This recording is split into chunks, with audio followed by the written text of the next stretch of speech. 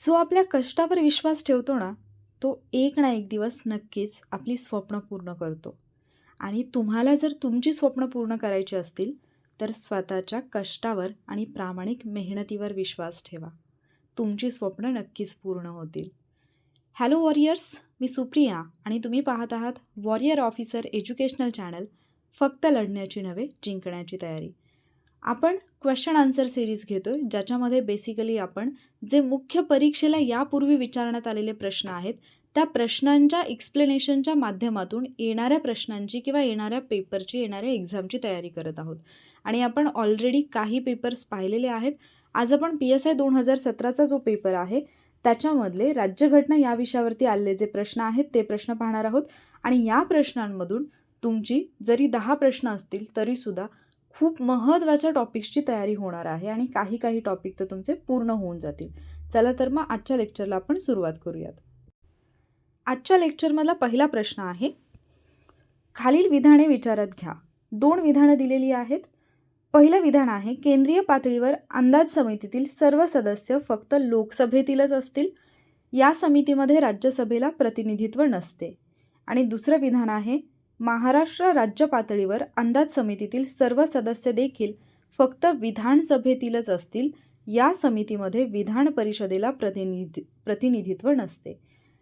पर्याय आहेत ए बरोबर, फक्त विधान बी बरोबर. पर्याय क्रमांक 3 आहे, दोन्ही विधाने बरोबर. आणि पर्याय क्रमांक 4 आहे, दोन्हीही विधाने चुकीची आहेत. तुमचं उत्तर तुम्ही कमेंटमध्ये नोंदवा आणि त्याच्यानंतर तुम्ही माझ्या उत्तरानंतर चेक करू शकता की तुमचं उत्तर करेक्ट होतं की चुकीचं होतं. तर इथे जो प्रश्न आहे तो आपण ज्या संसदीय समित्या अभ्यासतो त्याच्याशी रिलेटेड आहे. पण आपण संसदीय समित्या अभ्यासतो याच्यामधलं जे दुसरं विधान आहे ते मात्र तुम्हाला विधिमंडळाच्या समितीवरती पण विचारलेलं आहे, महाराष्ट्र राज्याच्या संदर्भाने. मग पहिलं विधान जर आपण पाहिलं तर अंदाज समिती जी आहे तिच्याबद्दलची माहिती तुम्हाला असणं गरजेचं आहे. लोक अंदाज समिती असेल, लोकलेखा समिती असेल किंवा सार्वजनिक उपक्रम समिती असेल, या 3 समित्या आहेत ज्या मी तुम्हाला वारंवार विविध लेक्चर्सच्या माध्यमातून आणि ॲनालिसिसच्या माध्यमातून सांगितले की या 3ही समित्या तुम्हाला व्यवस्थितपणे लक्षात ठेवायच्या आहेत. मग याच्यामधला जो प्रश्न आहे तो अंदाज समितीशी रिलेटेड आहे. मग अंदाज समितीच्या बाबतीमध्ये आधी आपण पूर्ण माहिती पाहूयात. तुमचं उत्तर तुम्हाला ॲटोमॅटिकली मिळूनच जाईल. लोक अंदाज समितीचा जर विचार आपण केला तर या अंदाज समितीलाच एस्टिमेट समिती असं म्हटलं जाईल किंवा हिलाच प्राक्कलन समिती असं सुद्धा म्हटलं जातं. तर बऱ्याचदा समितीची वेगळी नावं घेऊन पण प्रश्न विचारला जाऊ शकतो, त्यामुळे नावंसुद्धा व्यवस्थितपणे लक्षात ठेवा. मग आता लोक अंदाज समितीचा जर आपण विचार केला तर हिचा उगम आपल्याला 1921मध्ये सापडतो. पण जर तुम्हाला स्थापना विचारली तर 1950ला एक समिती स्थापन करण्यात आली होती, जॉन मथाई.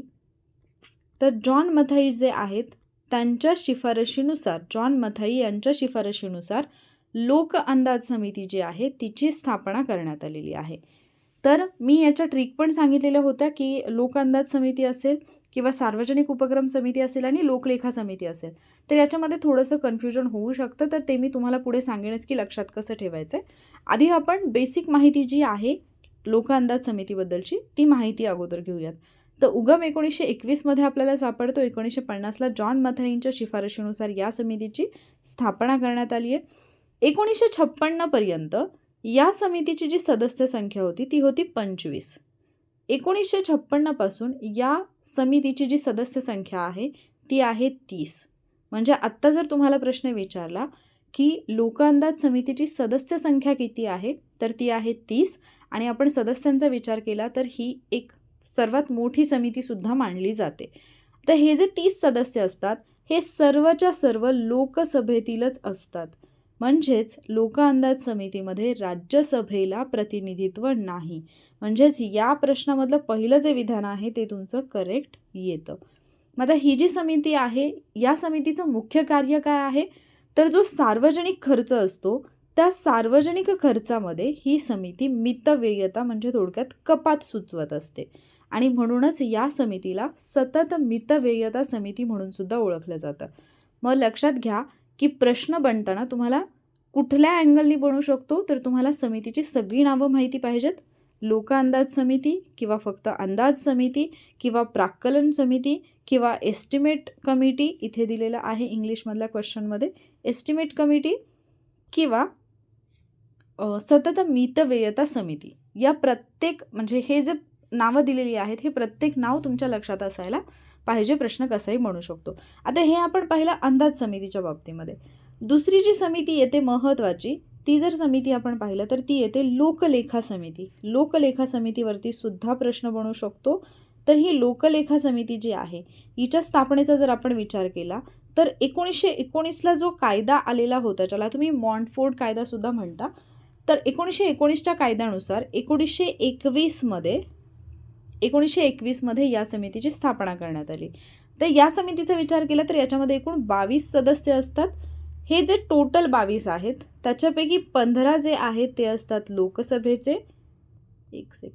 15 जे आहेत ते असतात लोकसभेचे आणि 7 जे आहेत ते असतात राज्यसभेचे. हे व्यवस्थित लक्षात ठेवा. 15 सदस्य जे आहेत ते लोकसभेचे असतील, 7 सदस्य जे आहेत ते राज्यसभेचे असतील. आता ही जी लोकलेखा समिती आहे या समितीच्या जर अध्यक्षाचा आपण विचार केला तर या समितीचा अध्यक्ष सुरुवातीला सरकारी पक्षातला असायचा, मात्र 1966-67ला मिनू मसानी नावाच्या एका विरोधी पक्षनेत्याची या समितीच्या अध्यक्षपदी नियुक्ती करण्यात आली आणि त्यामुळे 1967-68 पासून लोकलेखा समितीचा जो अध्यक्ष असतो तो विरोधी पक्षातीलच नेता असतो. ही महत्त्वाची गोष्ट तुम्हाला लोकलेखा समितीच्या बाबतीत लक्षात ठेवायची आहे. लोकअंदाज समितीचं पाहिलं तर लोकअंदाज समितीमध्ये सगळे लोकसभेचे सदस्य आहेत आणि त्या सदस्यामधूनच एकाची अध्यक्ष म्हणून नेमणूक केली जाईल आणि तो सरकारी पक्षातला असेल. मात्र लोकलेखा समितीच्या बाबतीत तो विरोधी पक्षातला असेल.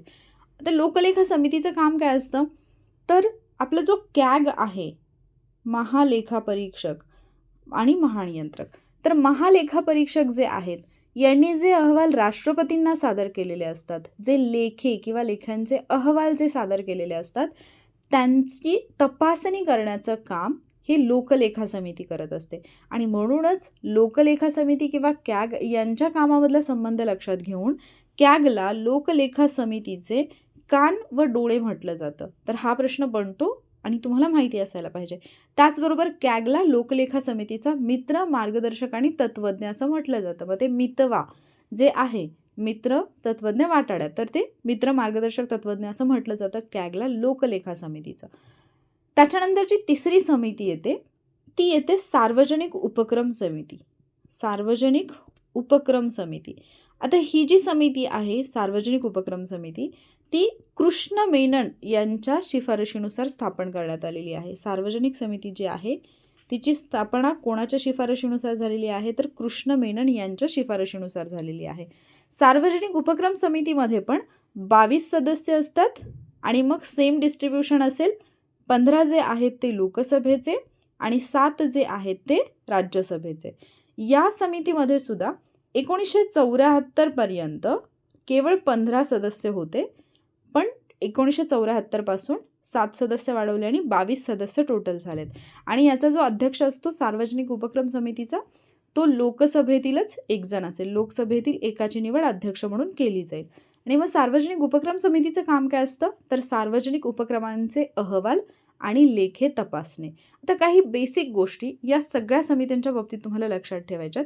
त्या म्हणजे या समित्यांचा कार्यकाल किती असतो तर 1 वर्षाचा असतो. आणि दुसरी महत्त्वाची गोष्ट म्हणजे मंत्री जे असतात ते या समित्यांचे सदस्य नसतात. मंत्री सदस्य नसतो, हे फक्त लक्षात ठेवा. मग आता आपण 3 महत्त्वाच्या समित्या पाहिल्या. पहिली तुम्ही अंदाज समिती, त्याच्यानंतर दुसरी समिती पाहिली तुम्ही लोकलेखा समिती आणि तिसरी तुम्ही पाहिली सार्वजनिक उपक्रम समिती. मग या 3 समित्या तुम्हाला लक्षात ठेवायच्या आहेत. त्याच्यातले काही बेसिक गोष्टी लक्षात ठेवायच्यात. अंदाज समिती सदस्य किती आहेत 30, लोकलेखाचे किती आहेत 22, सार्वजनिक उपक्रमचे किती आहेत 22. अंदाज समितीचे 30च्या 30 कुठले आहेत लोकसभेचे. लोकलेखा समितीचं कसं आहे तर इथे 15 लोकसभेचे आणि 7 जे आहेत ते राज्यसभेचे. आणि सार्वजनिक उपक्रममध्ये पण सेम 15 जे आहेत ते लोकसभेचे आणि 7 जे आहेत ते राज्यसभेचे. अंदाज समितीचे अध्यक्ष कोण असतील तर जे म्हणजे सरकारी पक्षातील असतील आणि सदस्यामधून एकाची अध्यक्ष म्हणून निवड केली जाईल. लोकलेखा समितीच्या बाबतीत स्पेसिफिकली लक्षात का ठेवायचं, कारण तिथे विरोधी पक्षाचा नेता हा अध्यक्ष असेल आणि सार्वजनिक उपक्रममध्ये लोकसभेतल्याच एकाची निवड अध्यक्ष म्हणून केली जाईल. तर या 3 समित्यांच्या बाबतीत आणखी एक गोष्ट लक्षात ठेवायची म्हणजे अंदाज समिती जी आहे तिची शिफारस कोणी केली होती, तर जॉन मथाई. त्याच्यानंतर लोकलेखा समितीची स्थापना कशानुसार झालेली आहे, तर 1919च्या कायद्यानुसार. आणि सार्वजनिक उपक्रम समितीच्या बाबतीत नाव कुठलं लक्षात ठेवायचं आहे, कृष्ण मेनन. मी इथे जिथे मला जागा मिळते तिथे लिहित आहे, तुम्ही फक्त समजून घ्या. मग तुम्ही लक्षात कसं ठेवाल, कन्फ्युजन होतं की कुठल्या समितीचे, म्हणजे ज्यावेळेला तुम्ही वाचता तेव्हा तर लक्षात येतं, पण नंतर कन्फ्युजन होतं जेव्हा प्रश्न येतो त्यावेळेला म्हणजे कुठली स्थापना कोणाच्या शिफारशीनुसार झाली. तर तुम्ही लक्षात कसं ठेवाल की जॉनचे सगळेच अंदाज चुकले. जॉनला वाटलं किती लोक असतील 25, पण होते किती 30. म्हणजेच 1956 पर्यंत 25 सदस्य होते, पण नंतर 30 सदस्य झाले. आणि मग जॉन मथाई म्हटलं की भारताच्या स्वातंत्र्याच्या वेळेला आपण जॉन मथाई या व्यक्तीचं नाव आपल्याला लगेच आठवतं, जे मंत्रिमंडळ आपण अभ्यासतो किंवा अर्थमंत्र्यांच्या संदर्भाने अभ्यासतो, त्यामुळे ते तुमच्या लक्षातच राहतं. तर मग त्याच्यामुळे तुम्ही जॉनचा अंदाज 1950मध्ये चुकला, 1956मध्ये 30 सदस्य, या पद्धतीने जॉनचा अंदाज असं लक्षात ठेवाल. आणि सार्वजनिक उपक्रम हे थोडंसं तुम्ही वेगळ्या पद्धतीने, इथे कोणाची भावना मी दुखावण्याचा माझा हेतू नाही आहे, हे फक्त लक्षात ठेवण्यासाठी सांगते की तुम्ही म्हणजे श्रीकृष्णाच्या खूप सगळ्या कथा ऐकलेल्या असतात. आपल्याला माहिती की श्रीकृष्ण सतत खोड्या करत असतो, तर मग कृष्ण सारखं काहीतरी उपक्रम करतो, कृष्णाचे सारखे काहीतरी उपक्रम चालू असतात. त्याच्यावरून तुम्ही लक्षात ठेवू शकता सार्वजनिक उपक्रम समिती कृष्ण मेनन. ही फक्त एक ट्रिक आहे. मग पहिलं विधान आपलं बरोबर आहे, इथंपर्यंत आपण आलोय. आता आपण येऊयात दुसऱ्या विधानाकडे. महाराष्ट्र राज्य पातळीवर अंदाज समितीतील सर्व सदस्य देखील फक्त विधानसभेतीलच असतात. या समितीमध्ये विधान परिषदेला प्रतिनिधित्व नसते. तर हे विधान चुकीचं आहे. पहिलं विधान बरोबर आहे, त्यामुळे पर्याय क्रमांक 1 तुमच्या प्रश्नाचं उत्तर आहे. आता तुम्ही बुकमध्ये शोधलं तर तुम्हाला महाराष्ट्र राज्याची जी अंदाज समिती आहे त्याच्याबद्दलची माहिती मिळत नाही. पण जर तुम्ही गुगल सर्च केलं तर जे ऑफिशियल वेबपेज जे आहे महाराष्ट्र विधिमंडळाचं, तिथे तुम्हाला विधिमंडळाच्या ज्या समित्या आहेत त्याच्याशी रिलेटेड माहिती मिळते. आणि मग तुम्हाला तिथे एक फाईल पण मिळेल PDF, ज्याच्यामध्ये तुम्हाला सर्व समित्या ज्या आहेत त्यांची माहिती मिळेल. तर महाराष्ट्र विधानसभा किंवा विधान परिषद नियम क्रमांक 208 नुसार, जे मी नेटवरून मला जे ऑफिशियल वेबसाईटवरून मिळालं ते मी तुम्हाला सांगते. त्याचा स्क्रीनशॉट जो आहे तो मी आपल्या टेलिग्राम चॅनलवरती पाठवून देईन. आपला टेलिग्राम चॅनल आहे वॉरियर ऑफिसर. जर समजा माझ्या लक्षातून गेलं तर फक्त मला एकदा रिमाइंड करा, तो स्क्रीनशॉट मी पाठवून देईन त्या PDFचा, ठीक आहे. तर 208 नुसार अंदाज समिती जी आहे, महाराष्ट्र विधिमंडळातली जी अंदाज समिती आहे त्याच्यामध्ये 29पेक्षा जास्त नसतील इतके सदस्य, म्हणजे कमीत कमी 29 सदस्य, कमीत कमी नाही, कमाल 29 सदस्य, मॅक्झिमम 29पेक्षा जास्त नसतील इतके सदस्य असतील. आणि त्याच्यामधले 23 जे आहेत ते विधानसभेचे असतील आणि 6 जे आहेत ते विधान परिषदेचे असतील, असं तिथे मेन्शन केलेलं आहे. पण त्याचसोबत एक न्यूज पण मी वाचली ज्याच्यामध्ये असं म्हटलं होतं की अंदाज समितीतील 33 सदस्यांपैकी 30च सदस्य एका ठिकाणी प्रेझेंट होते.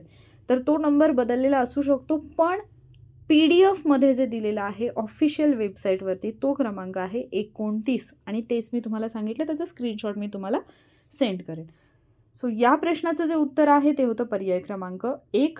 आणि ऑलमोस्ट संसदीय समित्या, म्हणजे ज्या संसदीय समित्या असतात त्याच्यातल्या ज्या महत्त्वाच्या 3 समित्या आहेत त्या इन डिटेल मी तुम्हाला इथे सांगितलेल्या आहेत. त्याच्यामुळे हा टॉपिक तुमचा परफेक्ट झाल्याच जमाय. पुढचा प्रश्न पाहूयात आपण.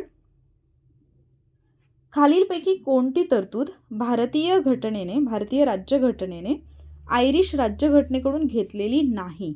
आता इथे तुम्हाला घेतलेली नाही असं विचारलंय. आपण काय करतो, आयरिश राज्यघटनेकडून एवढं दिसलं की लगेच आपण मार्गदर्शक तत्वे याला टिक करून देतो, कारण आपल्याला काय वाटतं की आयर्लंडकडून आपण मार्गदर्शक तत्वे घेतलीत आणि ते सतत वाचलेलं असतं, त्यामुळे ते पाठ झालेलं असतं. मग तुम्ही प्रश्न व्यवस्थित वाचणं गरजेचं आहे. मग आता कुठली तरतूद घेतलेली नाही असं विचारलंय. मूलभूत अधिकार, मार्गदर्शक तत्वे, राष्ट्रपतीची निवडणूक पद्धत, राज्यसभेवर सदस्यांचे राष्ट्रपतीद्वारे नामनिर्देशन. तर एकदा आपल्याला माहिती आहे की मूलभूत हक्क जे आहेत, मूलभूत अधिकार जे आहेत ते आयर्लंडकडून घेतलेले नाहीत. हे आपण घेतलेले आहेत USA किंवा अमेरिकेकडून. त्यामुळे हेच तुमच्या प्रश्नाचं उत्तर असायला पाहिजे. मग आता राज्यघटनेचा ज्यावेळेला आपण अभ्यास करतो, राज्यघटनेची वैशिष्ट्ये, राज्यघटनेचे स्रोत हे जेव्हा तुम्ही अभ्यासता त्यावेळेला तुम्हाला आपण कुठल्या राज्यघटनेकडून, कुठल्या देशाकडून कुठल्या तरतुदी घेतल्यात हे माहिती असायला पाहिजे. मग आता इथे प्रश्नात आयर्लंड विचारलेला आहे, तर पहिल्यांदा आपण आयरिश घटनेच्या बाबतीतच पाहूया. आयरिश घटनेकडून आपण काय घेतलं आहे? मार्गदर्शक तत्त्वे घेतलेली आहेत. आयरिश राज्यघटनेच्या म्हणजे 1937च्या आयर्लंडवरून घेतलेत आपण, आयरिश घटनेवरून. आणि आयर्लंडनी ते कोणाकडून घेतलेली आहेत? तर स्पेनकडून घेतलेली आहेत. हे पण लक्षात ठेवा, कारण एकदा तसा पण प्रश्न येऊन गेलेला आहे. मग मार्गदर्शक तत्त्वे आहेत राष्ट्रपतीच्या निवडणुकीची पद्धत. राष्ट्रपतीच्या निवडणुकीची पद्धत हे व्यवस्थित लक्षात ठेवा, कारण काही ठिकाणी जसं की आता राज्यसभेवरती सदस्यांचे राष्ट्रपतीद्वारे नामनिर्देशन हे आपण इथून घेतले. राष्ट्रपतींद्वारे नामनिर्देशन जर म्हटलं तर ते आपण आयरिश घटनेकडून घेतले. पण जर तुम्हाला उलट प्रश्न आला की राज्यसभेचे जे सदस्य असतात त्यांची निवडणूक जी आहे किंवा म्हणजे त्यांना निवडून देण्याची जी पद्धत आहे ती कुठून घेतली, तर तिथे आयरिश घटना येणार नाही. राज्यसभा सदस्यांच्या निवडणुकीची तरतूद आपण दक्षिण आफ्रिकेकडून घेतली आहे. पण नामनिर्देशनचे 12 लोकांचं नामनिर्देशन राष्ट्रपती करतात, ते कुठून घेतलेलं आहे आपण, तर ते आपण आयरिश घटनेकडून घेतलेलं आहे. हा मुद्दा लक्षात घ्या. मग आयर्लंडकडून काय काय आहे? DPSP आहेत, राष्ट्रपतीची निवडणूक पद्धत आहे, आणि राज्यसभेवरती सदस्यांचे राष्ट्रपतींद्वारे नामनिर्देशन हे आहे. त्याच्यानंतर जर आपण अमेरिकेचा विचार केला तर अमेरिकेकडून आपण काय काय घेतलेलं आहे? इथे तर एक तुम्हाला दिसतच आहे की मूलभूत हक्क जे आहेत ते आपण घेतलेले आहेत, फंडामेंटल राईट्स घेतलेले आहेत. त्याच्यानंतर उपराष्ट्रपती हे जे पद आहे, उपराष्ट्रपती पद जे आहे ते सुद्धा आपण अमेरिकेकडून घेतलेलं आहे. त्याचबरोबर न्यायव्यवस्था जी आपली स्वातंत्र्य आहे, न्यायव्यवस्थेचं जे स्वातंत्र्य आहे ते सुद्धा आपण कोणाकडून घेतलेलं आहे? अमेरिकेकडून घेतलेलं आहे. त्याच्यानंतर एक महत्त्वाची संकल्पना जी भारतीय राज्यघटनेमध्ये फार महत्त्वाची मानली जाते ते म्हणजे न्यायिक पुनर्विलोकन. ही जी न्यायिक पुनर्विलोकनाची संकल्पना आहे ही सुद्धा आपण कोणाकडून घेतलेली आहे? अमेरिकन राज्यघटनेकडून घेतलेली आहे. त्याच्यानंतर राष्ट्रपतींवरचा जो महाभियोग आहे तो सुद्धा आपण कुठून घेतलेला आहे? म्हणजे महाभियोगाची पद्धत जी आहे ती सुद्धा आपण अमेरिकेकडून घेतलेली आहे. त्याचबरोबर सुप्रीम कोर्ट असेल किंवा हायकोर्ट असेल यांच्या न्यायाधीशांना पदावरून दूर करण्याची पद्धती जी आहे ती सुद्धा आपण कोणाकडून घेतलेली आहे? अमेरिकेकडून घेतली आहे. मग अमेरिकेच्या बाबतीमध्ये काही गोष्टी तुम्ही रिलेट करून लक्षात ठेवू शकता, जसं की फंडामेंटल राईट्स आहेत, उपराष्ट्रपती पद आहे, न्यायव्यवस्थेचं स्वातंत्र्य आहे, न्यायिक पुनर्विलोकन आहे, राष्ट्रपतीवरची महाभियोग पद्धत आहे आणि सुप्रीम कोर्ट हायकोर्टच्या न्यायाधीशांना दूर करण्याची पद्धत आहे. मग एक तुम्ही म्हणजे 2 गोष्टीत यांना विभागू शकता, एक न्यायिक गोष्टी आणि एक इतर गोष्टी. मग तुम्ही असं म्हणू शकता की राष्ट्रपतींना, म्हणजे मी फक्त ट्रिक सांगते की लक्षात ठेवण्यासाठी, राष्ट्रपतींना पदावरून दूर केलं म्हणजे महाभियोग, राष्ट्रपतींवरती महाभियोग आणला आणि त्यांचे हक्क उपराष्ट्रपतींना दिले. अमेरिकेने काय केलं? ही ट्रिक आहे लक्षात ठेवण्यासाठी. अमेरिकेने काय केलं? राष्ट्रपतींवरती महाभियोग आणला म्हणजे त्यांना हटवलं आणि त्यांचे हक्क, राष्ट्रपतींचे मूलभूत हक्क उपराष्ट्रपतीला दिले. 3 गोष्टी तर इथे तुमच्या लक्षात राहिल्या. मग आता उपराष्ट्रपतीला इथे आणल्यामुळं राष्ट्रपतींनी काय केलं? महाभियोग केल्यामुळे ते गेले न्यायव्यवस्थेकडे, ते गेले न्यायदेवतेकडे, कारण न्यायदेवतेला स्वातंत्र्य आहे ना, न्यायव्यवस्था स्वातंत्र्य आहे. आणि तिथे त्यांनी न्यायिक पुनर्विलोकनाची मागणी केली की पुन्हा एकदा तुम्ही हे करा, म्हणजे या निर्णयाचा पुन्हा एकदा विचार करा. तर मग परत अमेरिकेने काय केलं? सुप्रीम कोर्ट आणि हायकोर्ट यांच्या जजलाच पदावरून दूर करून टाकलं.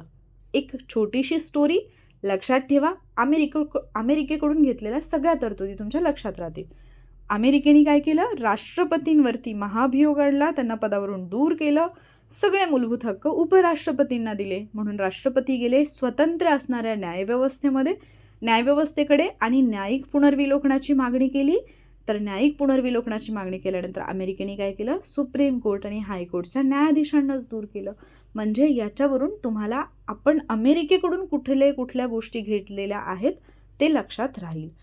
त्याच्यानंतर पुढचा जो स्रोत येतो तो येतो कॅनडा. खूप इम्पॉर्टंट आहे, याच्यावरती पण वारंवार प्रश्न विचारले जातात. कॅनडाकडून आपण काय काय घेतलेलं आहे? पहिली गोष्ट घेतलेली आहे सगळ्यात महत्त्वाची, ती म्हणजे प्रभावी केंद्र. म्हणजे आपण जे म्हणतो की केंद्राकडे जास्त अधिकार आहेत, तर हे प्रभावी केंद्र असण्याची जी तरतूद आहे ती आपण कॅनडाकडून घेतलेली आहे. त्याचबरोबर आपल्या राज्यघटनेमध्ये आपण 7व्या अनुसूचीमध्ये किंवा 7व्या परिशिष्टामध्ये पाहतो की विषयांची विभागणी केलेली आहे. काही विषय हे केंद्र सूचीमध्ये आहेत, काही राज्य सूचीमध्ये आहेत, काही समवर्ती सूचीमध्ये आहेत. मग जे विषय या तीनही सूचींमध्ये येत नाहीत ते कोणाकडे जातात, म्हणजे जे शेषाधिकार किंवा उर्वरित अधिकार जे आपण म्हणतो ते कोणाला देण्यात आलेले आहेत, तर ते केंद्राला देण्यात आलेले आहेत. मग हे जे शेषाधिकार केंद्राकडे असण्याची जी पद्धती आहे ती आपण कोणाकडून घेतलेली आहे, तर ती सुद्धा आपण कॅनडाकडून घेतलेली आहे. हे तुम्हाला लक्षात ठेवायचं आहे. त्याचबरोबर राज्यपाल जो आहे तो केंद्राचा प्रतिनिधी म्हणून राज्यामध्ये असतो. राज्यपाल हा केंद्राचा प्रतिनिधी म्हणून राज्यामध्ये असतो. ही तरतूद सुद्धा आपण कोणाकडून घेतलेली आहे, कॅनडाकडून घेतलेली आहे. आणि त्याचबरोबर सुप्रीम कोर्टचं जे सल्लागारी अधिकार क्षेत्र आहे, सल्लागारी अधिकार क्षेत्र म्हणजे 143 जे आहे, पुढे एका क्वेश्चन पेपरमध्ये मी तुम्हाला एक्सप्लेन करेन असते खूप डिटेलमध्ये आणि ते तुमच्या लक्षात पण राहील. तर हे सल्लागार अधिकार क्षेत्र जे आहे ते सुद्धा आपण कॅनडाकडून घेतलं आहे. मग आता अमेरिकेच्या बाबतीत जशी ट्रिक पाहिली ती लिहून ठेवा तुम्हाला इझिली ते लक्षात राहून जाईल. कॅनडाच्या बाबतीत तुम्ही काय लक्षात ठेवाल, कॅनडा केंद्र कुठलं आहे, कॅनडा. आणि कॅनडा जे आहे ते सगळे अधिकार कोणाला देतं, केंद्राला. मग प्रभावी केंद्र अर्थातच ही तरतूद तिकडून आली. शेषाधिकार केंद्राकडे दिले. राज्याने मनमानी कारभार करू नये किंवा राज्याचे हक्क किंवा राज्याला जास्त जबाबदारी द्यायची नाही, हक्क द्यायचे नाही आहेत म्हणून केंद्राचा प्रतिनिधी म्हणून राज्यपालाला इकडे पाठवलेला आहे. आणि अजून काही प्रॉब्लेम आला तर सुप्रीम कोर्टला सल्ला देण्याचा अधिकार क्षेत्र पण दिलेला आहे. अशा पद्धतीने तुम्ही कॅनडाकडून कुठल्या तरतुदी घेतल्यात हे पण लक्षात ठेवू शकाल. ठीक आहे, म्हणजे अमेरिकेची ट्रिक लक्षात आली, कॅनडाची ट्रिक तुमच्या लक्षात आली. तुम्ही आयर्लंडची पण लक्षात ठेवू शकता. आयर्लंड कशावरून लक्षात ठेवू शकता तुम्ही, आईवरून, आई आयर्लंड असं लक्षात ठेवू शकता. आपल्याला तत्त्व जी असतात, मार्गदर्शक तत्त्व, आपल्या आयुष्यासाठी आवश्यक असणारी तत्त्व कोण शिकवतं, आपली आई शिकवते. मग आता तुम्ही सध्या म्हणजे आयरिश घटना आहे, तर आईवरून जर आपण कम्पेअर करायचं म्हटलं तर मग तुम्ही काय करा की आत्ताच्या आपल्या राष्ट्रपती द्रौपदी मुर्मूजी ज्या आहेत त्यांना तुम्ही आई समान माना आणि त्याच्यानुसार मग आई राष्ट्रपतीच्या निवडणुकीची पद्धत आणि राज्यसभेवरती नामनिर्देशन, आईच करणार राज्यसभेवरती नामनिर्देशन, हे तुम्ही रिलेट करून लक्षात ठेवू शकता. सो 3 स्रोतांच्या तर तुम्हाला ट्रिक्स समजल्या की कुठून आपण काय घेतलं. त्याच्यानंतर येते ब्रिटिश घटना. आता ब्रिटिश घटना जी आहे ती फार इम्पॉर्टंट आहे, कारण यांच्याकडून आपण खूप काही घेतलं आहे, कारण ब्रिटिशांनी आपल्यावरती एवढी वर्ष राज्य केलं. तर ब्रिटिश घटनेकडून आपण सगळ्यात महत्त्वाची घेतलेली आहे संसदीय पद्धती. हे इम्पॉर्टंट आहे, याच्यावरती प्रश्न येतो. संसदीय पद्धत जी आहे ती आपण ब्रिटनकडून घेतलेली आहे. त्याच्यानंतर कॅबिनेट व्यवस्था जी आहे, आपण कॅबिनेट म्हणतो ना, कॅबिनेट मंत्रालय, तर ती कॅबिनेट व्यवस्था जी आहे ती आपण ब्रिटिशांकडून घेतलेली आहे.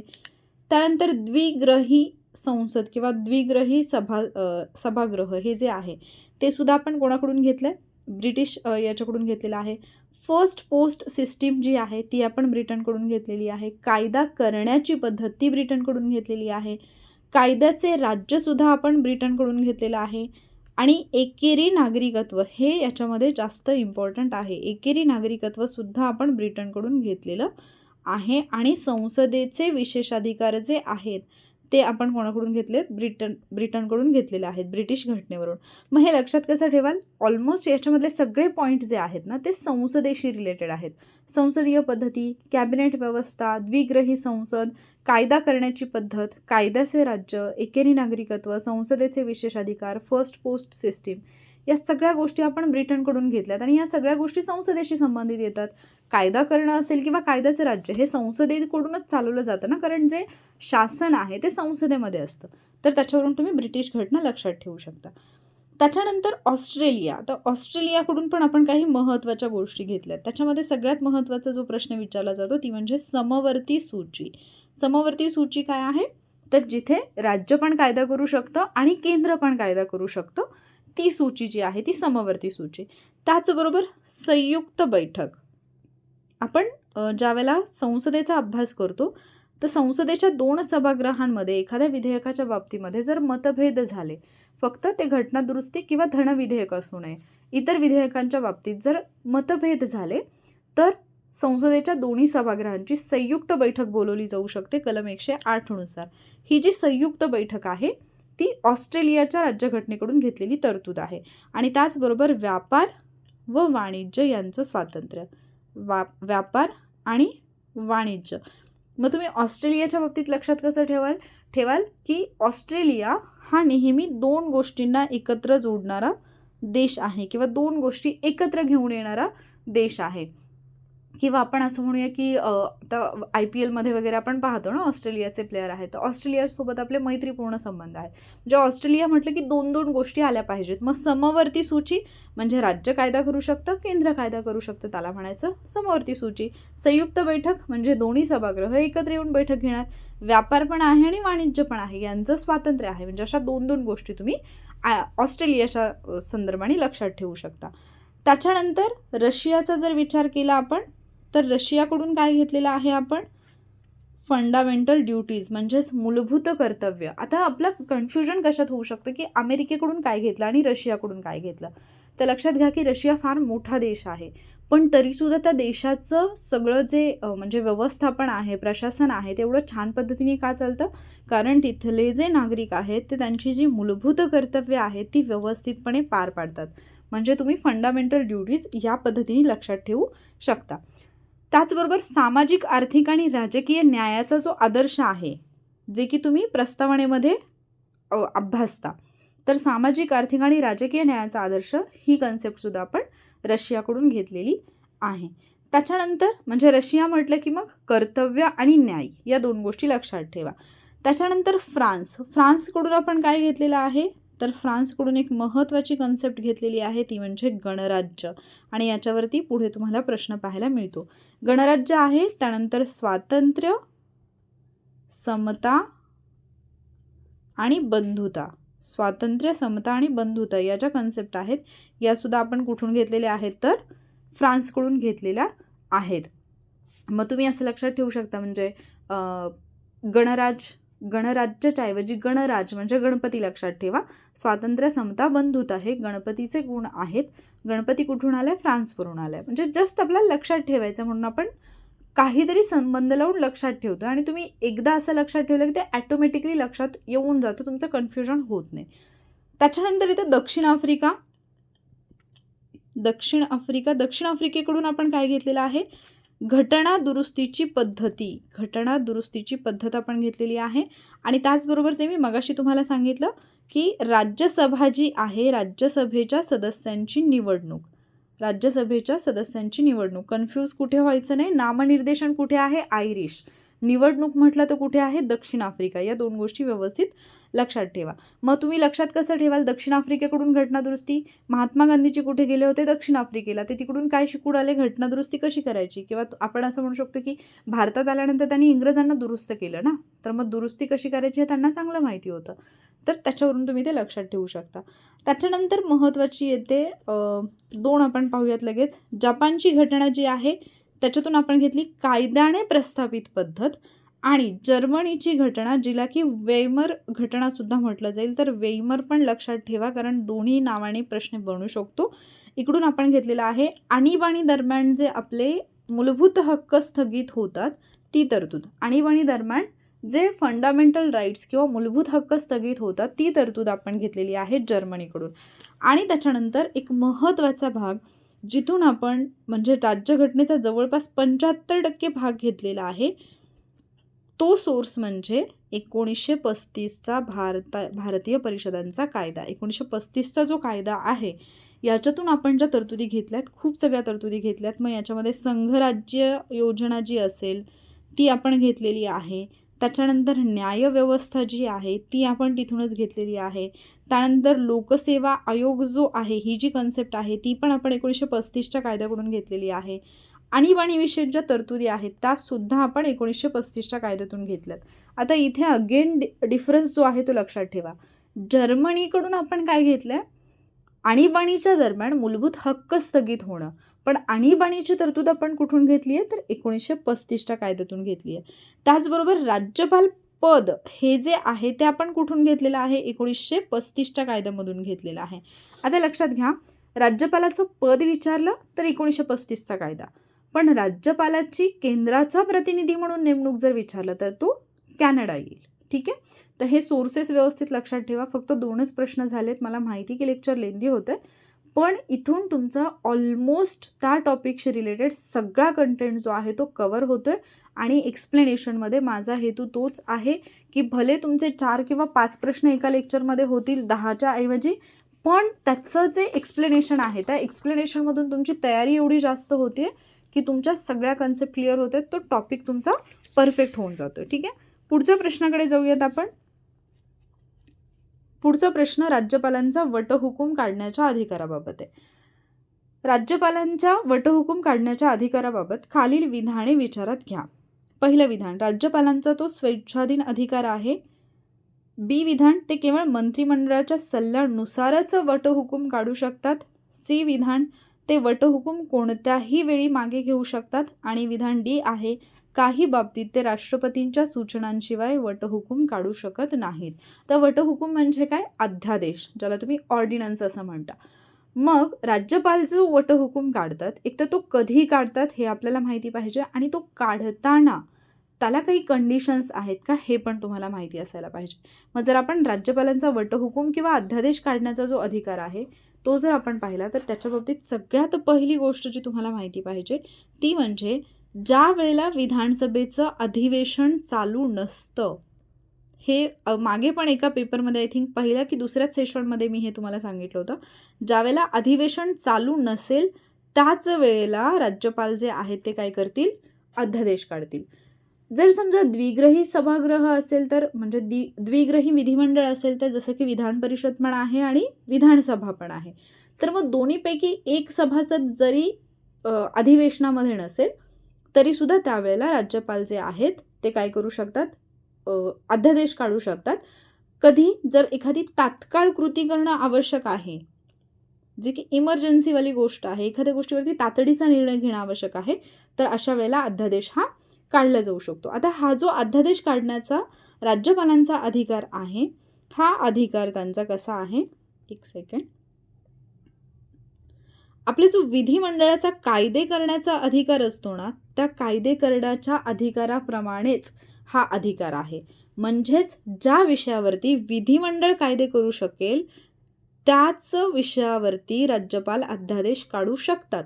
जर एखादा असा विषय असेल, अशी एखादी बाब असेल जिथे विधिमंडळाला कायदा करण्याचा अधिकार नाही आहे, तर त्या बाबतीत राज्यपाल अध्यादेश काढू शकणार नाहीत. हा मुद्दा व्यवस्थितपणे लक्षात ठेवा.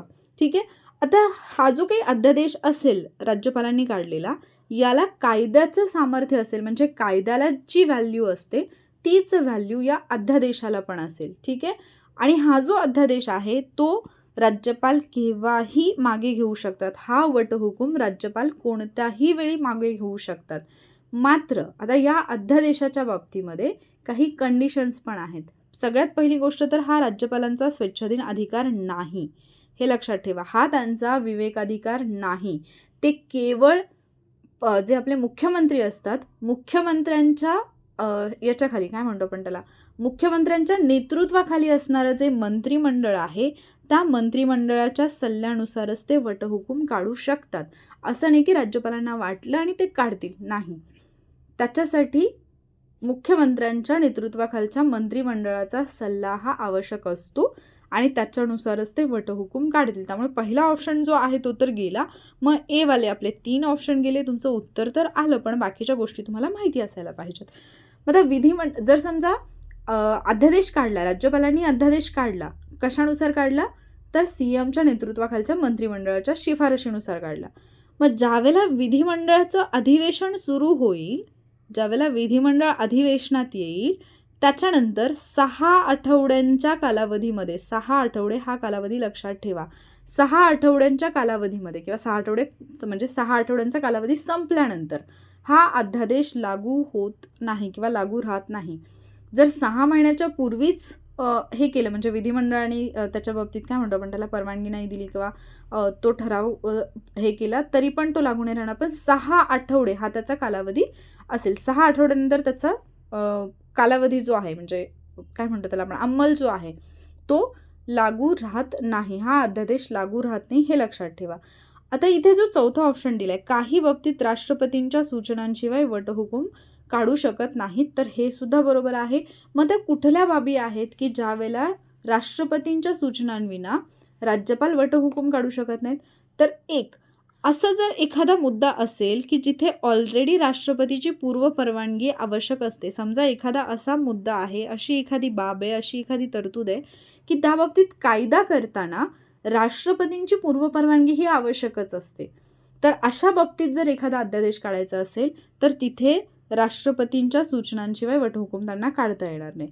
दुसरा मुद्दा, जर समजा अशा एखाद्या तरतुदीबद्दल वटहुकूम काढायचा आहे जो मुद्दा राष्ट्रपतींच्या विचारार्थ राखून ठेवणं त्यांना आवश्यक वाटते, म्हणजे राज्यपालांनाच अशी बाब आवश्यक वाटते की या मुद्द्यावरती जर कायदा करायचा असेल तर तो राष्ट्रपतींच्या याच्यासाठी विचारासाठी आपल्याला राखून ठेवायचे किंवा राष्ट्रपतींकडे पाठवायचे, तर त्या बाबीवरती सुद्धा वटहुकूम काढताना त्यांना काय करावं लागेल? राष्ट्रपतींची पूर्व परवानगी किंवा आपण असं म्हणूयात की राष्ट्रपतींची सूचना प्राप्त होणं गरजेचं आहे. आणि तिसरा, जर समजा विधिमंडळाने एखादा कायदा केलेला असेल सेम त्याच बाबतीत, विधिमंडळाचा त्याच बाबतीतला सेम कायदा करण्याचा जो काही म्हणजे विधिमंडळ जर त्या बाबतीत कायदा करण्याचा त्याचा विधिमंडळाचा जो अधिकार आहे तो जर राष्ट्रपतींच्या मान्यतेशिवाय अवैध ठरला असेल, म्हणजे राष्ट्रपतींनी ऑलरेडी सांगितलंय की समजा एक्स ही बाब आहे आणि या बाबीवरती विधिमंडळ कायदा करू शकत नाही, राष्ट्रपतींनीच ते अवैध ठरवलं आहे आणि त्याच्यावरती राज्यपालांना वटहुकूम काढायचा आहे, तरी सुद्धा राष्ट्रपतींची पूर्व परवानगी किंवा राष्ट्रपतींची सूचना प्राप्त होणं गरजेचं आहे. खूप डिटेलमध्ये आणि खूप छोट्या छोट्या गोष्टी आहेत ज्या वाचताना तुमच्या लक्षात येत नाहीत. तुम्ही मे बी वाचत सुद्धा नाही किंवा वाचलेले असतील पण त्या तुमच्या लक्षात नसतात. त्या सगळ्या गोष्टी मी इथे एक्सप्लेन करते.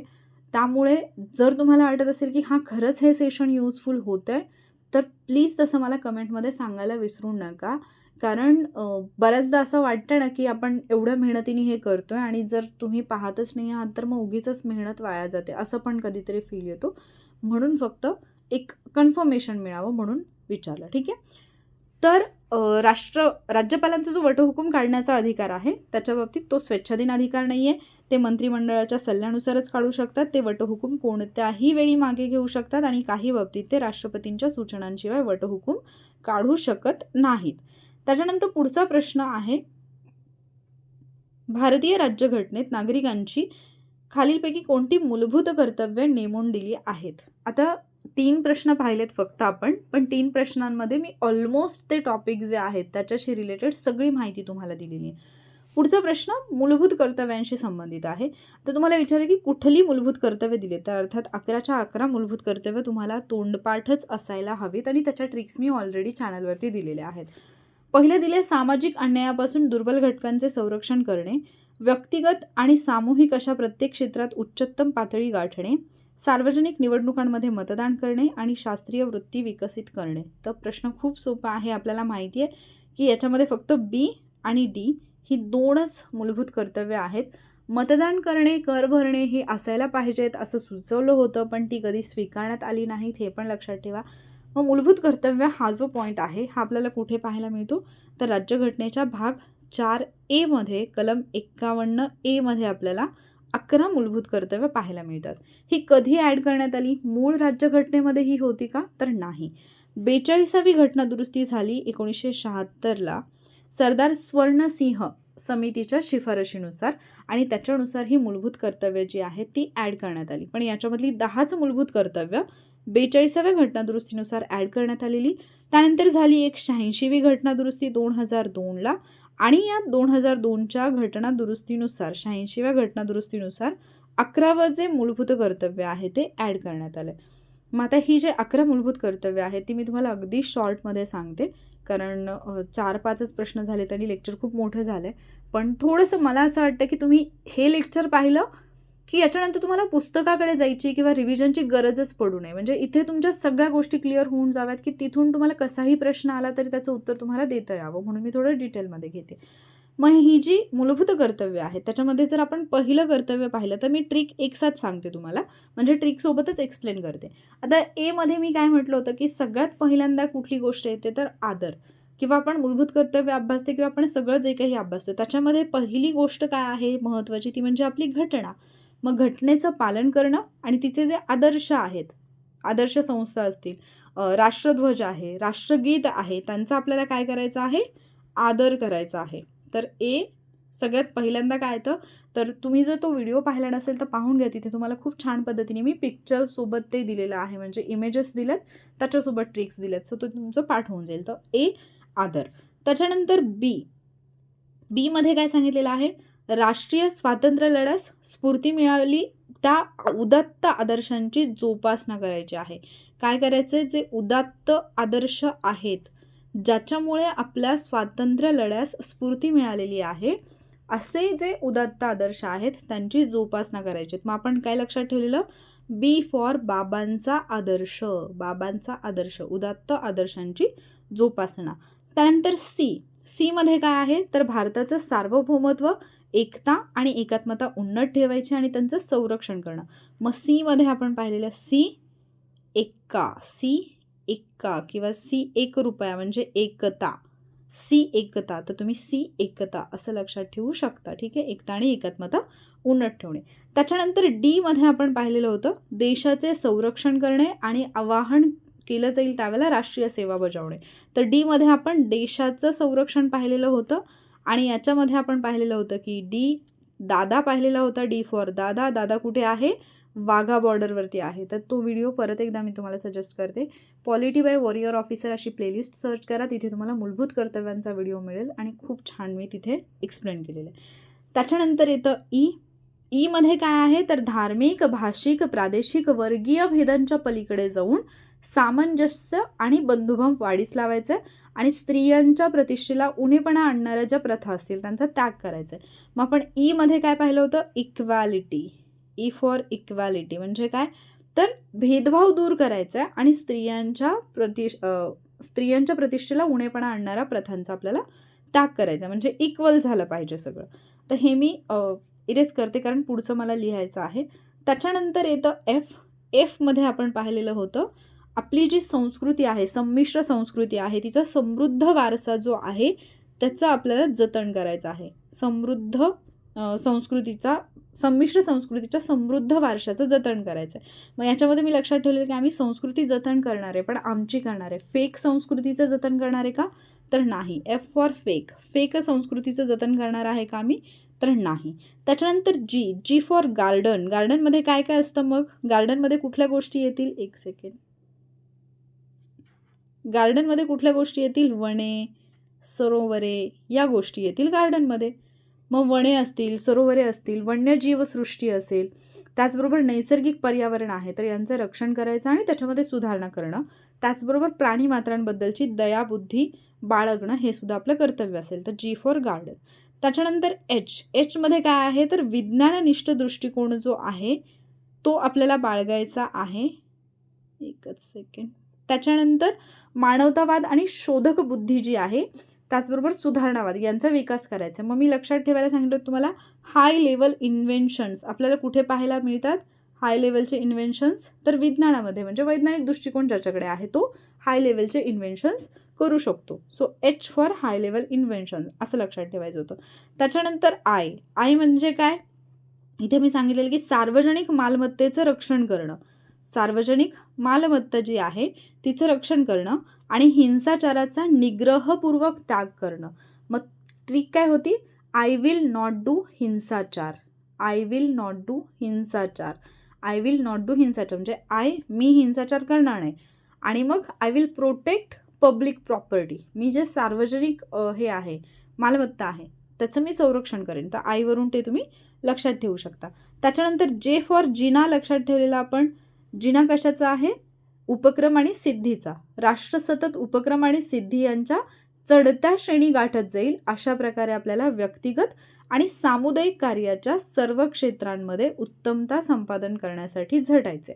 म्हणजेच उपक्रम आणि सिद्धी यांचा चढता जिना, जे फॉर जिना असं लक्षात ठेवायचं होतं ते. त्याच्यानंतर शेवटचं येतं के, आणि हे तर सगळ्यांना माहिती आहे, 86व्या घटनादुरुस्तीने ॲड केलेलं आहे. जो जन्मदाता असेल किंवा जो पालक असेल त्याने आपल्या अपत्याला किंवा आपल्या पाल्याला त्याच्या वयाच्या 6व्या वर्षापासून ते 14व्या वर्षापर्यंत शिक्षणाची संधी उपलब्ध करून द्यायची आहे. याबद्दलची तरतूद तुम्हाला कुठे पाहायला मिळते, तर के मध्ये 51A के कलम. ठीक आहे. तर इथे मूलभूत कर्तव्य हा टॉपिकच तुमचा झाला, म्हणजे सगळी मूलभूत कर्तव्य, त्याच्या ट्रिक्स पण सांगितल्या आणि त्याच्यामधल्या बाकीच्या गोष्टी पण सांगितल्या. त्यामुळे इथे ह्या प्रश्नाचं जे उत्तर होतं ते होतं बी आणि डी. कारण व्यक्तिगत आणि सामूहिक अशा प्रत्येक क्षेत्रात उच्चतम पातळी गाठणे आणि शास्त्रीय वृत्ती विकसित करणे, या दोन गोष्टी ज्या आहेत त्या आपण आत्ताच मूलभूत कर्तव्यामध्ये पाहिल्यात. हे जे आहे सामाजिक अन्यायापासून दुर्बल घटकांचे संरक्षण करणे, हे कर्तव्यामध्ये येत नाही. हे तुम्हाला थोडक्यात मार्गदर्शक तत्वांमध्ये पाहायला मिळेल. त्यानंतर पुढचा प्रश्न आपण पाहूयात. भारताचे स्वातंत्र्य आणि अखंडता टिकवून ठेवण्यासाठी घटनाकारांनी भारतीय संघराज्यात केंद्राला अधिकार दिले आहेत, घटक राज्यांना अधिक अधिकार दिलेत. केंद्राला अधिक अधिकार दिलेत, घटक राज्यांना अधिक अधिकार दिले आहेत, राष्ट्रपतींना अधिक अधिकार दिले आहेत की मुख्यमंत्र्यांना अधिक अधिकार दिले आहेत. ए फक्त, बी फक्त, बी आणि सी फक्त की सी आणि डी फक्त. तर मी तुम्हाला जस्ट आत्ता सांगितलं की म्हणजे मागच्या प्रश्नामध्येच सांगितलं, जे आपण कॅनडाकडून घेतलेलं आहे, की आपल्याकडे केंद्राला जास्त अधिकार देण्यात आलेले आहेत. ठीक आहे. मग इथे केंद्राला अधिक अधिकार देणे, ए फक्त, हे तुमचं उत्तर तर आलं. मग आता हे जे अधिकार दिलेले आहेत ते कसे दिलेले आहेत, तर 7वी जी अनुसूची आहे याच्यामध्ये तुम्हाला 3 सूची पाहायला मिळतात. एक आहे केंद्र सूची, दुसरी आहे राज्य सूची आणि तिसरी आहे समवर्ती सूची. याच्यामध्ये केंद्र सूचीचा जर आपण विचार केला तर सध्या आहेत एकूण 100 विषय. आधी किती होते, 97. हे लक्षात ठेवा, हे इम्पॉर्टंट आहे. हे जे मी आत्ता तुम्हाला सांगते हे महत्त्वाचं आहे. सध्या किती आहेत, 100 विषय आहेत, आधी होते 97. राज्य सूचीमध्ये सध्या आहेत 61 विषय, आधी होते 66, म्हणजे इथले 5 कमी झालेत. आणि समवर्ती सूचीमध्ये सध्या आहेत 52 विषय, आधी होते 41, म्हणजे इकडे 5 ॲड झालेत. राज्य सूचीतले समवर्ती सूचीमध्ये आलेले आहेत. तर हे 100, 61, 52 पण लक्षात ठेवा, 97, 66, 41 पण लक्षात ठेवा. हे असंच लिहा, लक्षात राहून जाईल तुमच्या. आता याच्यामध्ये जे केंद्र सूचित पण नाहीत, राज्य सूचित पण नाहीत, समवर्ती सूचित पण नाहीत असे काही विषय असतील तर ते जे शेषाधिकार असतील, उर्वरित अधिकार असतील, ते दिलेले आहेत केंद्राला. कुठल्या घटनेकडून ती आपण तरतूद घेतली आहे, तर कॅनडाकडून आपण ही तरतूद घेतलेली आहे. कॅनडाप्रमाणे तो अधिकार आपण केंद्राला दिलेला आहे. मग या अनुषंगाने तुम्हाला दुसरा एक प्रश्न बनू शकतो केंद्राच्या बाबतीमध्ये, म्हणजे केंद्राकडे शेषाधिकार असण्याच्या बाबतीत. तर याचा स्क्रीनशॉट घ्या किंवा हे लिहून घ्या. पुढचा मुद्दा मला तुम्हाला सांगायचा आहे. जर आपण अमेरिकेचा विचार केला तर अमेरिकेमध्ये कसं आहे, अमेरिकेमध्ये आहे फक्त संघराज्य सरकारचे जे अधिकार आहेत तेच घटनेत नमूद केलेले आहेत आणि उर्वरित अधिकार जे आहेत ते सगळे कोणाकडे दिलेले आहेत, राज्यांकडे दिलेले आहेत. अमेरिकेमध्ये संघराज्य सरकारचे जे अधिकार आहेत तेच केवळ नमूद आहेत घटनेमध्ये आणि उर्वरित अधिकार राज्यांकडे दिलेत. ऑस्ट्रेलियाचं काय आहे, ऑस्ट्रेलियामध्ये सुद्धा अमेरिकेप्रमाणेच एकच सूची आहे केंद्राच्या अधिकारांची आणि शेषाधिकार जे आहेत ते राज्यांकडे आहेत. पण जर तुम्ही कॅनडाचा विचार केला तर कॅनडामध्ये तुम्हाला 2 सूची पाहायला मिळतील. एक आहे संघराज्य, म्हणजे थोडक्यात आपण म्हणू शकतो की केंद्राची संघराज्य सूची, आणि दुसरी जी आहे ती आहे प्रांतिक सूची. आणि जे उर्वरित अधिकार आहेत ते सगळे कोणाकडे आहेत, केंद्राकडे आहेत. शेषाधिकार जे आहेत ते कॅनडाने दिलेले आहेत केंद्राकडे. मग अशीच तरतूद आपल्याला भारताचा इतिहास अभ्यासताना पण पाहायला मिळते किंवा भारताचा घटनात्मक विकास अभ्यासताना पण पाहायला मिळते. ती म्हणजे भारत सरकारचा जो कायदा होता 1935चा, त्या कायद्यामध्ये सुद्धा संघराज्य सूची किंवा संघसूची, प्रांतीय सूची आणि समवर्ती सूची अशा 3 सूची होत्या. संघराज्य सूची, त्याच्यानंतर प्रांतिक सूची आणि समवर्ती सूची अशा 3 सूची होत्या 1935च्या कायद्यामध्ये. आणि या 35च्या कायद्यामध्ये, एकच सेकंड, 35च्या कायद्यामध्ये जे शेषाधिकार होते किंवा उर्वरित अधिकार होते ते दिले होते गव्हर्नर जनरलकडे. ते दिले होते गव्हर्नर जनरलकडे. पण आत्ता राज्यघटनेतला जर आपण फरक पाहिला तर आत्ता दिलेल्या राज्यघटनेमध्ये आपण कॅनडाप्रमाणे उरलेले अधिकार हे केंद्राकडे दिलेले आहेत, ना की राज्याकडे किंवा इतर कोणाकडे. ठीक आहे. तर हा एक महत्त्वाचा पॉईंट होता ज्यावेळेला तुम्ही सूची अभ्यासता त्यावेळेला. मग केंद्र सूची, राज्य सूची, समवर्ती सूची याच्यातले विषय एकदा नजरेखालून घाला. 100 डेजच्या चॅलेंजमध्ये मी ते ऑलरेडी तुम्हाला सांगितलेले आहेत आणि लक्षात कसे ठेवायचे त्याचे टेक्निक पण मी ते व्हिडिओमध्येच सांगितलेले आहेत. त्यामुळे ते तुमचं झालं असेल. आता आज प्रश्न कमी झालेत, आपले 5च प्रश्न झालेत, पण ऑलमोस्ट 50 मिनिटाचा व्हिडिओ झाला आहे. पण याच्यामध्ये प्रश्न कमी झाले तरी तुमचा कंटेंट खूप मोठ्या प्रमाणावरती कव्हर झाला आहे. म्हणजे मला ॲक्च्युली 10 क्वेश्चन्स घ्यायचे आहेत, पण खूप लेंदी सेशन होईल, त्यामुळे आपण इथे थांबणार आहोत. पण इथे मी जे काही तुम्हाला एक्सप्लेन केले किंवा ज्या ट्रिक्स दिलेल्या आहेत याच्यातून पॉलिटीचा बराचसा पार्ट आणि तोही इम्पॉर्टंटवाला पार्ट तुमचा कव्हर होतोय. आणि बरेचसे मुद्दे जे तुमच्या वाचताना लक्षात येत नाहीत किंवा ते सुटून जातात ते मुद्दे तुमचे कव्हर होत आहेत, असं मला तरी वैयक्तिकरित्या वाटते.